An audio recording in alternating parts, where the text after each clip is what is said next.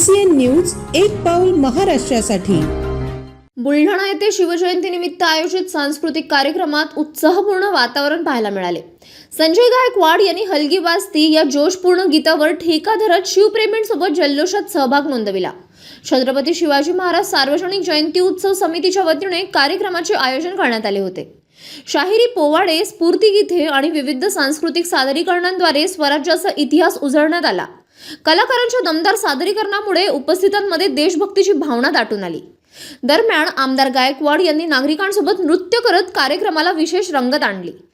त्यांच्या उत्स्फूर्त सहभागामुळे उपस्थितांमध्ये जल्लोषाचे वातावरण निर्माण झाले आणि शिवजयंती उत्साहात साजरी करण्यात आली।